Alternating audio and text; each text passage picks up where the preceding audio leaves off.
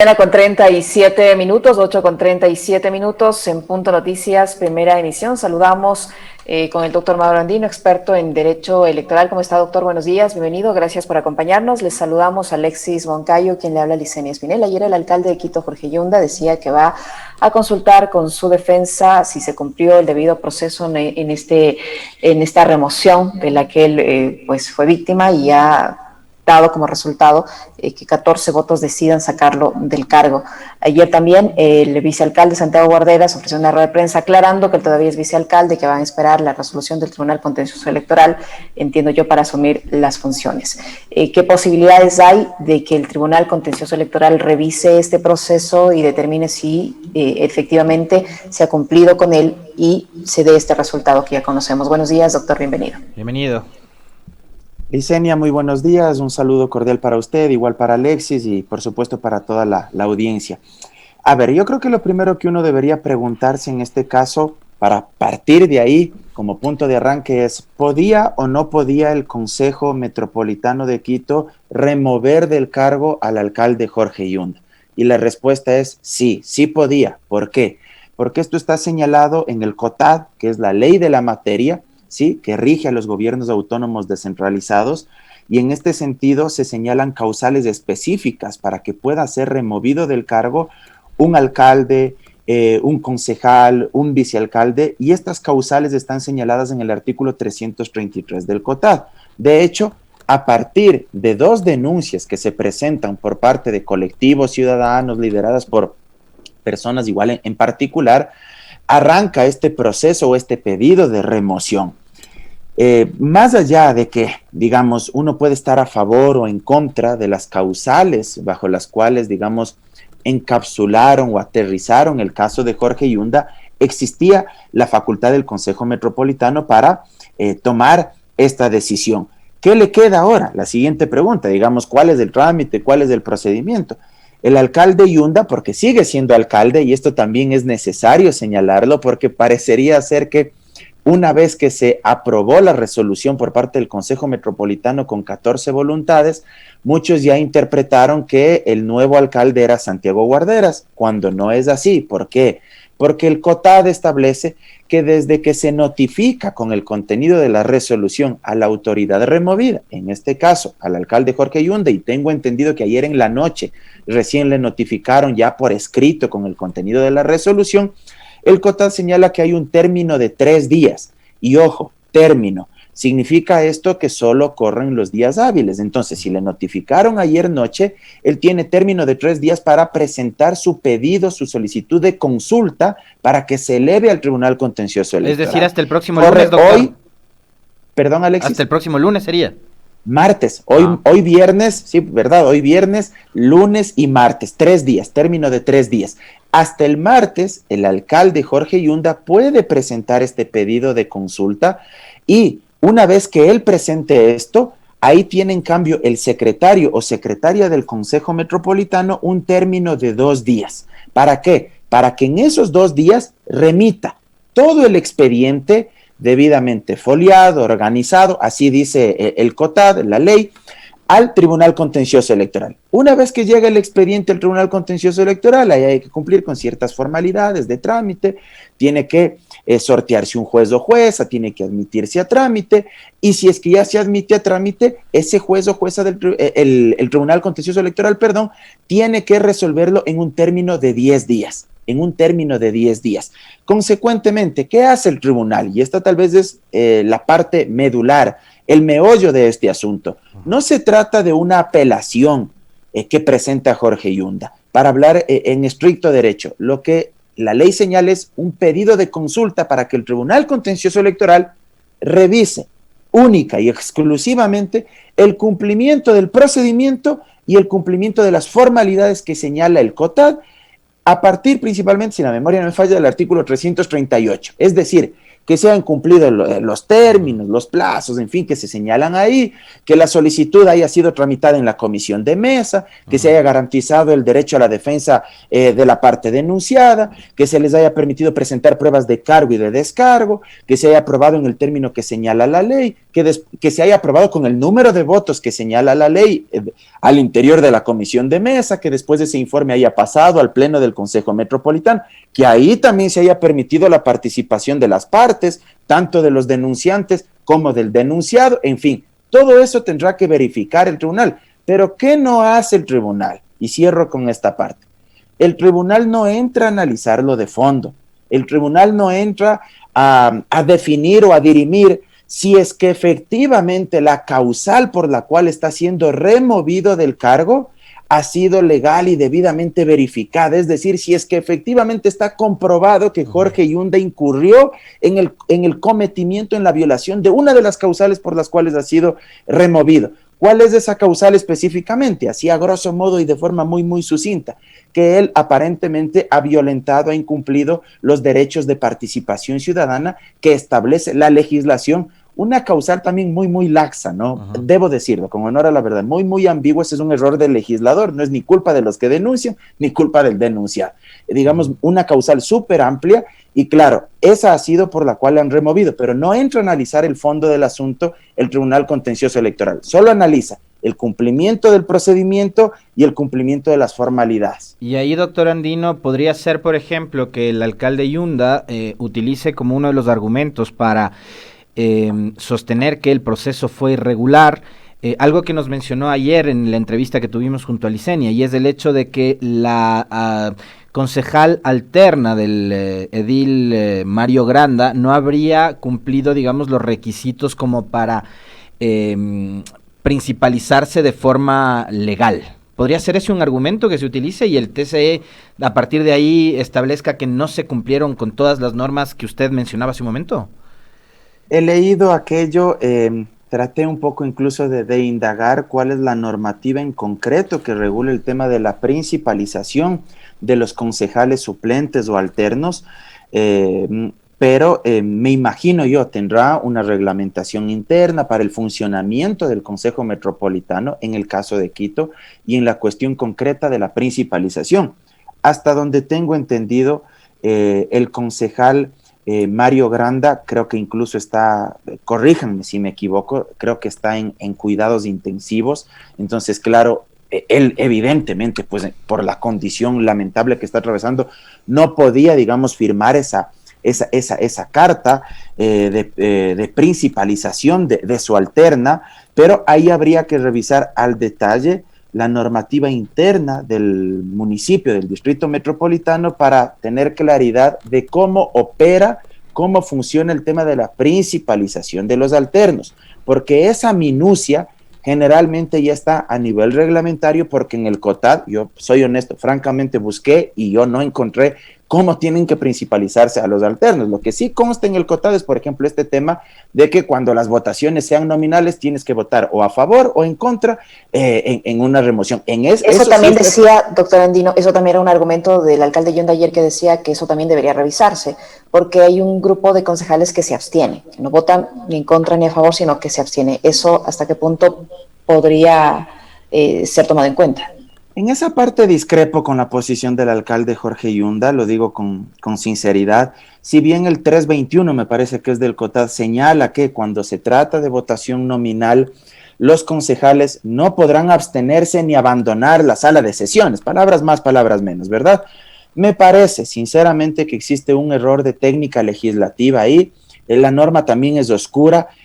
Presumo, trato de interpretar yo que el espíritu de la disposición apunta a que básicamente en los casos donde el voto sea nominal y cuando usted como concejal o concejala tiene que argumentar, motivar, reflexionar sobre las razones por las cuales usted vota a favor o en contra, pues la ley o la disposición lo que hace es delimitarle su campo de decisión. Le dice, vea, usted en estos casos, cuando el voto sea nominal, usted tiene que argumentar, tiene que motivar su voto, pero usted solo podrá votar a favor o en contra. Es decir, usted está impedido de hacer uso de una tercera alternativa, de la abstención, porque esto no le permitimos en estos casos puntuales, ¿verdad?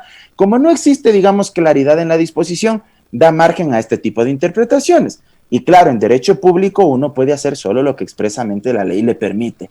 Pero aquí viene lo clave y por qué mi posición de que discrepo de alguna manera con este criterio, porque los 6 votos de quienes se abstienen no inciden finalmente en el resultado final. Esos 6 votos no se están sumando o no han servido para configurar la mayoría calificada de los 2/3. Es decir, no es que existieron 10 votos a favor, por decirle algo, Licenia, 10 votos a favor de la remoción, y con las 6 abstenciones sumaron a esos 10 votos y sobrepasaron los 14 mínimos que exige el COTAD para que se configure la remoción. ¿Me explico? No, sino que los 14 votos, la mayoría calificada que establece el COTAD, fueron 14 votos, permítame decirle, puros y duros, es decir, limpiecitos. Hubo 14 voluntades de concejales y concejalas que dijeron votamos a favor de la remoción. Y por fuera de esos 14 votos, existieron 6 ediles que decidieron abstenerse. Y claro, si es que la norma no le permite abstenerse, yo también le preguntaría a cualquier persona que sostenga lo contrario, ¿cómo hace usted para que el vicealcalde que estaba manejando la sesión les obligue y les diga, oiga, es que la ley no le permite a usted abstenerse, usted tiene que decir sí o no respecto de la moción, y si no le da la gana ese otro concejal, usted no puede, digamos, constreñirle ahí a que diga lo contrario? No sé si me explico. Si es que con esas 6 abstenciones se habría configurado la mayoría calificada, yo ahí sí diría hay vicios de procedimiento. Se incumplieron con las formalidades, esa remoción está mal decidida y el Tribunal Contencioso Electoral tiene que rever esto. Pero como los 14 votos son 14 concejales solitos, puros, que dijeron sí, a favor, las 6 abstenciones para mí no inciden, no influyen en el resultado y no cabe, digamos, esa apreciación que tienen otras personas. Oiga, doctor Andino, yo tengo una duda que tiene que ver con respecto de la sucesión, porque usted decía hace un momento, ¿no?, que si ya el actual vicealcalde, primer vicealcalde, el doctor Santiago Guarderas, era o no era ya en este momento el principal funcionario del municipio, pero a ver, en el caso de las vicealcaldías, ¿opera de manera parecida a lo que ocurre, por ejemplo, en la asamblea, que cada 2 años hay que renovarlas? ¿O son de forma permanente para los 4 años? Por un lado eso. Y lo otro es, siendo así, Guarderas se asumiría de inmediato, una vez que se ratifique la decisión a través del TCE, la alcaldía de Quito. Efectivamente, a ver, quien asume la alcaldía básicamente es Santiago Guarderas por el resto del periodo, que falta por cumplir. En este caso estamos hablando hasta el año 2023. Entonces aquí no cabe, digamos, una nueva elección interna ni decidir sobre la base de una mayoría. El COTAD en eso es clarísimo. Una de las atribuciones que tiene el vicealcalde es subrogarle temporalmente al alcalde cuando éste, digamos, no esté en el ejercicio de sus funciones por alguna cuestión, y ese vicealcalde igual es quien debe ya reemplazarle cuando la ausencia se configure, se materialice de forma definitiva. En este sentido, digamos, el gran beneficiado políticamente sería pues Santiago Guarderas, y él asumiría la alcaldía de aquí hasta el año 2023. En el caso de las vicealcaldías, duran 2 años en las funciones. Evidentemente hay que cumplir también ahora con este tema de la paridad, porque existe una nueva reforma al Código de la Democracia que se incorporó en febrero del 2020, justamente como resultado de varias incluso acciones de protección, de varias demandas que incluso en su momento llegaron hasta la Corte Constitucional, donde se exigía el tema de la paridad de género en los municipios, es decir, que si el alcalde era hombre, que las vicealcaldías sean mujeres, o viceversa, ¿verdad? Pero en este caso puntual, esto recién se incorporó en febrero del 2020, y hay que tomar en consideración pues que la vicealcaldía de Guarderas fue una designación previa a esa reforma que entró en vigencia en febrero del año pasado. Ahora, doctor Andino, el alcalde Yunda también cuestionaba la forma como se conformó esta comisión de mesa. El hecho de que uno de los principales beneficiados de este desenlace sea el vicealcalde Guarderas, que en determinado momento se convirtió en juez y parte. ¿Estaba bien conformada esta comisión de mesa con uno de los principales interesados en que este desenlace se dé metido allí? Yo entiendo que es muy polémico este tema. Ahí hay un error igual, digamos, en la construcción de la norma. Desde el punto de vista ético, uno podría decir, sí, es inapropiado que el propio vicealcalde, que tiene, digamos, un claro interés político ahí de por medio, porque él es el que asumiría la alcaldía, dirija en la comisión de mesa este asunto, pero eso está señalado en el COTAD, eso lo dispone la norma jurídica pertinente. Si uno revisa el procedimiento, repito, desde el artículo 338, uno encontrará que es así. Entonces, en este sentido, me parece que no es culpa, repito, ni de los denunciantes, entiendo la molestia del denunciado en este sentido, pero en la práctica el COTAD establece eso y más allá de que sea un tema ético, a nivel normativo, pues se permitía y estaba facultado para intervenir en la comisión de mesa y que de ahí salga el informe hacia el pleno del Consejo Metropolitano. Él no debía por ley excusarse, él no estaba obligado a excusarse. No estaba obligado, no estaba obligado. De hecho, él debía dirigir la sesión en la comisión de mesa.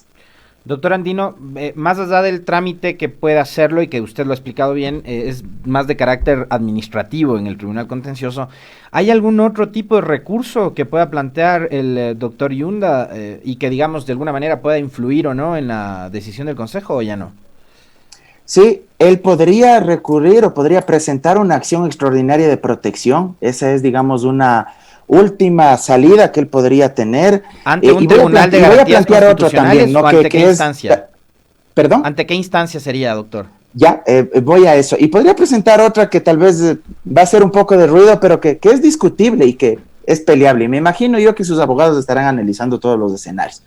Si es que el Tribunal Contencioso Electoral ratifica o establece, para ser más preciso, establece, no sería ratifica, si es que establece que se han cumplido con las formalidades, que se ha cumplido con el procedimiento, porque no se trata de una apelación en estricto derecho, es un pedido de consulta y de hecho esa es la denominación que le da la ley, que le da el COTAD a este pedido que puede hacer el alcalde Jorge Yunda en el término de 3 días desde que fue notificado. Si el Tribunal Contencioso Electoral dice sí, se han cumplido con los procedimientos, se han cumplido con las formalidades, evidentemente ahí sí ya se materializa la pérdida del puesto como alcalde de Quito, ¿sí? Él pierde la alcaldía y asume Santiago Guarderas. En ese momento, Jorge Yunda bien podría presentar una acción extraordinaria de protección ante la Corte Constitucional. La Corte Constitucional ya ha conocido casos de esta naturaleza, ha admitido a trámite estas acciones. Eso no significa que haya dado la razón a los que han presentado, pero ha admitido a trámite, lo cual significa que sí procede, al menos la presentación de esta acción.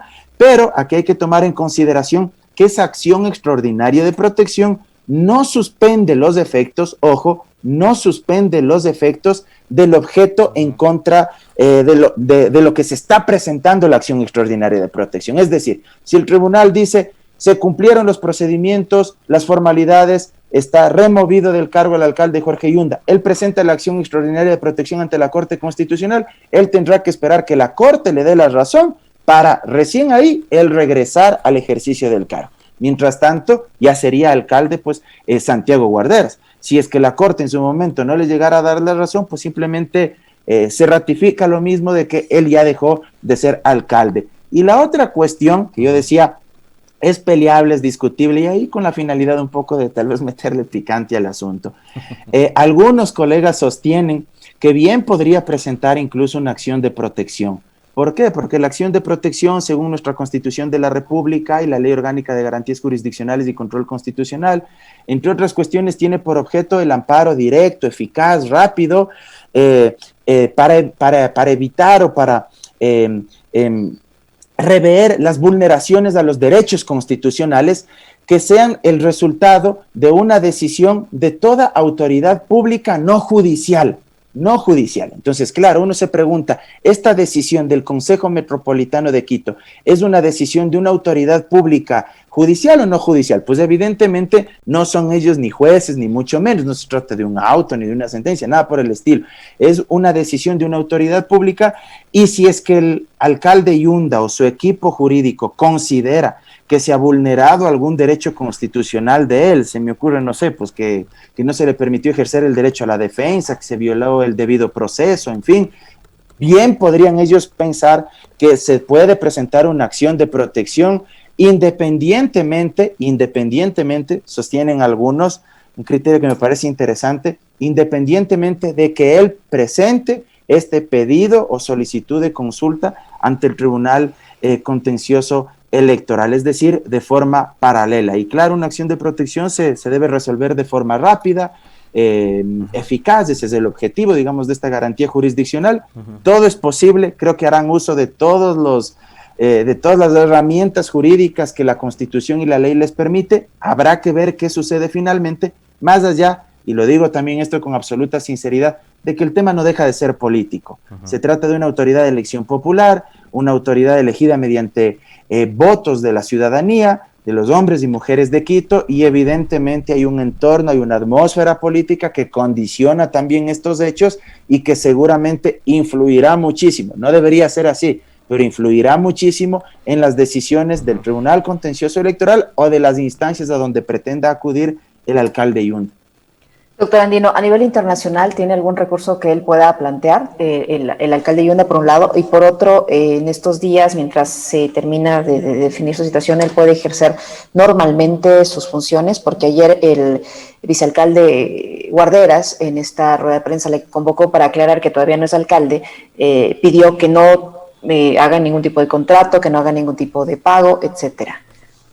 A ver, sobre esta última parte me parece absolutamente lógico, ¿no? Porque cuando ya se dio la remoción del cargo en horas de la madrugada, hace un par de días, muchos ya poco más y dijeron ya hay nuevo alcalde, en fin, y ya tiene que hacer toda una reestructuración del gobierno o del gobierno del Distrito Metropolitano de Quito, y evidentemente eso todavía no puede hacerse porque en estricto sentido todavía no es alcalde Santiago Guarderas. Esto aún no está materializado, no está consumado.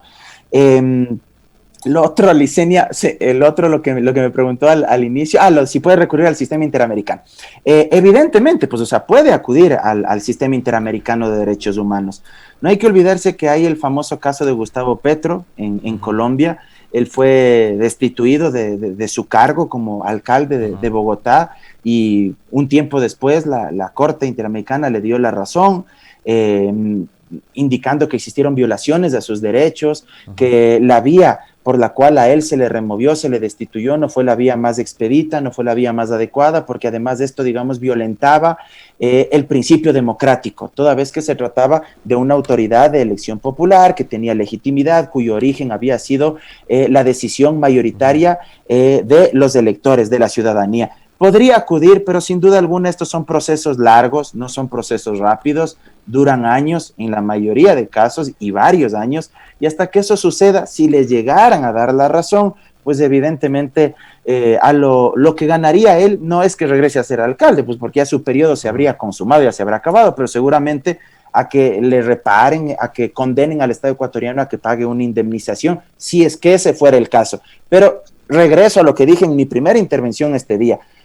Si es que no existiría ese procedimiento señalado en el COTAD, yo entendería que existiría mayores posibilidades por este otro tema que estamos hablando. Pero ese procedimiento sí está en el COTAD. Habla del procedimiento de remoción, habla de causales específicas para remover del cargo a una autoridad de los gobiernos autónomos descentralizados, y eso está reglado ahí en el COTAD. Entonces me parece que es difícil también establecer lo otro. Doctor Andino, esto que ha ocurrido hoy con el alcalde de Quito, que no es cosa menor, porque se trata de la principal autoridad de la capital de la República, ¿puede convertirse en un mal precedente para que ocurra lo mismo en otros municipios del país, tomando en cuenta que por las reformas que se han aplicado al Código de la Democracia, a la Ley de Elecciones, tenemos ahora desde la Asamblea misma y las cámaras edilicias en los cantones, consejos atomizados donde no hay, digamos, un bloque mayoritario que le dé gobernabilidad?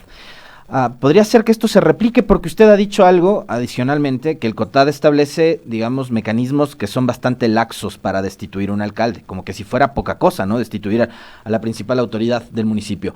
Este puede ser un mal antecedente y un mal precedente para que esto también se replique en otras ciudades, viendo que la bronca política da para aquello.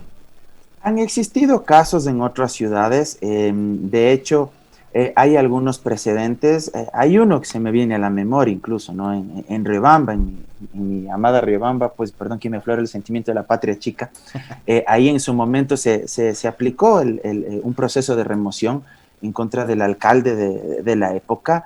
Me parece que también hubo un caso en Milagros, si la memoria no me falla. Digamos, que existe el procedimiento no está mal, y al contrario, más bien está bien, porque se trata de un proceso de fiscalización, por llamarlo de alguna manera. Es un proceso que tiene muchos paralelismos o muchas similitudes con lo que sucede a nivel de la legislatura, en la Asamblea Nacional, con un proceso de enjuiciamiento político donde se censura y se destituye a alguna de las autoridades señaladas en el artículo 131 de la Constitución. Igual, allá va a la Comisión de Fiscalización, sale un informe, va al Pleno del Consejo y de ahí pues al Pleno de la Asamblea, y de ahí con la votación pertinente pues se censura y se destituye a una autoridad. Acá es muy parecido. Es necesario que exista esto porque le permite ejercer un proceso fiscalizador a los ediles del Consejo Metropolitano, pero también se permite que los ciudadanos ejerzan sus derechos de participación política. No hay que olvidarse que la Constitución señala que todos tenemos la posibilidad de fiscalizar los actos del poder público como ciudadanos y ciudadanas.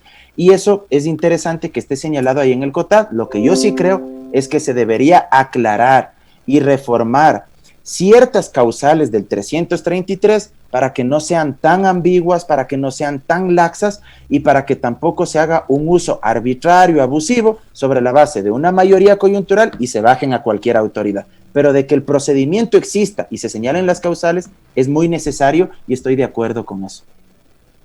Muy amable.